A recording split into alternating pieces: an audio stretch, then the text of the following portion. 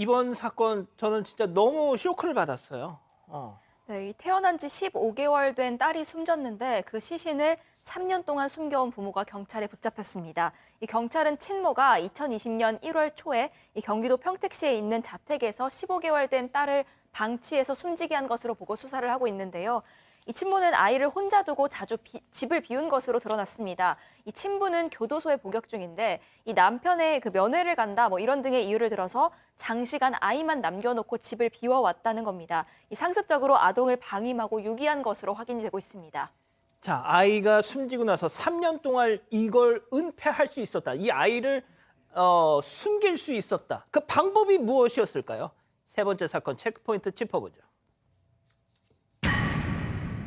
옥상 위 김치통이 무슨 얘기죠?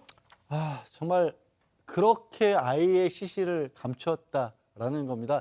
아이가 숨지니까 이 사진을 베란다에 처음에 친모가 방치를 했던 겁니다. 그러다가 캐리어에 담아서 자기 친정집에 또 이렇게 가지고 갔다가 이제 남편이 교도소에 있었거든요. 친부가 그 교도소 출소를 해서 남편도 그 사실을 알고 나서 그거를 자기 집으로 가져갑니다. 그러니까 이 아내 입장에서는 이제 본가 시댁인 거죠. 거기 옥상에 캐노피에 올려놨는데 김치통에 담아서 그렇게 둬서 다른 사람들은 생각도 못한 거죠. 그렇게 아이가 거기에 담겨 있으리라고는.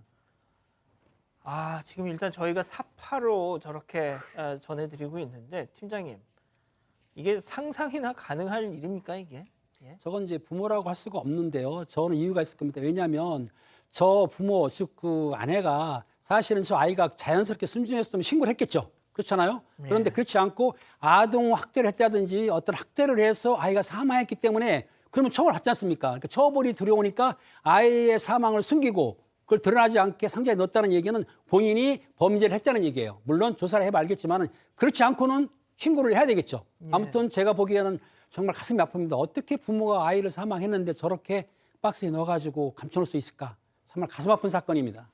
박 변호사님, 네. 그러니까 지금 보니까 아이 시신을 이제 김치통에 넣어서 옥상에 그 캐노피 위에다 이렇게 실외에다 놨다 보니까 이게 뭐 냄새가 난다고 해도 실외다 보니까 보통 이게 의심하기가 힘들잖아요. 거의 이게 사실은 지나갈 가능성이 높았던 사건인데 예. 어떻게 이제 알게 됐냐면 사실은 이 아이를 친척 집에 이제 주민등록 같은 걸 했습니다.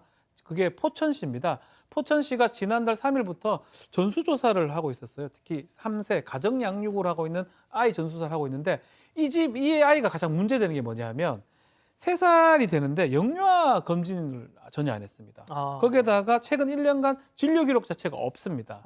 사실 아이 때 영유아 검진 당연히 하고요. 진료 기록 뭐 전염병 당연하죠. 주사 같은 거 다 맞습니다. 예. 이거 이상하다라고 생각해서 심층 조사를 했고요. 심층 조사를 하는 과정에서 이런 사실이 드러나게 된 것입니다. 자, 그러니까 이 전수조사를 하지 않았더라면 아예 정말 이게 완전히 한 생명의 존재 자체가 기록은 있지만 존재는 없는, 어떻게 보면 완전 범죄가 될 뻔했던 건데, 자, 이 결국 드러났어요. 자, 이 친모와 친부, 니들 왜 그랬어 그랬더니 또 막 이런저런 거짓말을 했다는 거 아닙니까? 네, 이 아이 부모가 말을 맞춘 겁니다. 그러니까 이 포천시가 지난달 말에 아이 부모랑 차례로 통화를 했는데요. 우선 아이의 친부는 아이 엄마가 그러는데 이 딸을 지인한테 맡겨놨다더라 이렇게 얘기를 합니다. 또 이 아이 엄마는 2021년쯤에 평택 사는 지인이 있는데 거기다 딸을 맡겨놨다면서 그 지인 전화번호를 줍니다. 그런데 이 시청 담당자가 해당 번호로 전화를 해보니까요. 생판 모르는 사람이 받은 겁니다. 뭔가 이상하다 싶어서 이후에 친모에게 지속적으로 연락을 했는데 더 이상 받지 않았다고 합니다. 자, 팀장님, 도대체 아이는 어떻게 해서 숨을 거둔 것인가? 사망한 이유, 이게 지금 제일 중요할 것 같아요. 그런데 문제가 있습니다. 왜냐하면 당시에 이제 실종 신고를 받고 조사를 해봤더니 이 아이 엄마가 뭐라 했냐면은 그 사망 사실을 모르지 않습니까? 그러니까 딸을 길거리에 버렸다고 그랬어요. 말이 됩니까? 이게 아이를 버렸다는 게? 그러니까 경찰이 믿지를 않고 이제 아마 이제 프로파일에도 동원하고 이제 요즘 잘하는 디지털 포렌식 있지 않습니까? 예. 포렌식 하게 되면 다 나오지 않습니까? 그걸 보여주니까 그때서야 실토를 했는데 뭐라고 하냐면 내가 아침에 일어나 보니까 우리 딸이 죽어 있더라. 그렇기 때문에 신고를 못했다라고 했는데 그럼 경찰에서는 믿지를 못하고 이제 부검을 의뢰할 거 아닙니까? 그러니까 국가수원에서 이제 부검하게 되는데 문제가 있습니다. 이게 3년이나 지났잖아요. 예. 더군다나 부패가 심했기 때문에 여기 폭행으로 사망했는지 약물 중독으로 사망했는지를 확인할 수가 없었던 거예요. 그러니까 이분이 신고 안 한 거는 사실상은 폭행이라든지 아동 학대로 해서 사망할 확률이 큰데 본인은 아니라고 주장하고 있는 거죠. 때문에 경찰에서는 아마 이걸 이제 계속 수사를 하다 보면 실제적으로 이 엄마가 아동 학대를 했다는 정황이 나타날 수도 있습니다. 양 변호사님, 아침에 일어나 보니까 아이가 죽어 있어요. 양 변호사님 같은 거 어떻게 하겠어요? 당장 병원으로 들고 갈 거 아닙니까? 그냥 막 정말 경황이 없겠죠. 정말 난리가 났겠죠. 어떻게 해야 될지 모르고 주변 사람들에게 도움도 요청을 하고 뭐 그럴 텐데 이 친모의 얘기는 아이가 숨져 있으니까 주변 사람들이 나 때문에 죽은 걸로 의심받을 것 같아 시신을 은닉했다고 하는데요. 제가 좀 전에 얘기했다시피 저런 생각이 들 수가 없어요. 당연하죠. 정상적인 경우라면 당연하죠. 정말 막 미칠 것 같은 상황이 아니겠습니까? 근데 저걸 거꾸로 뒤집으면요. 왜 의심을 할까? 뭔가 있지 않았을까? 라는 생각도 들지 않습니까? 일단은 뭐 다른 증거가 없기 때문에 경찰에서는 아동복지법 위반하고 사체 은닉 혐의로만 입건을 했지만 수사 과정에서 혹시 억울한 죽음인지 더 밝혀봐야죠. 자, 제가 조금 자료를 더 봤더니 생후 1년 남짓한 아이잖아요. 그 이 엄마라는 사람이 그 남편이 이제 그 교도소에 수감돼 있었는데 생후 1년 남짓한 아이를 그대로 두고 남편 그 면회를 갔답니다. 생각해 보세요.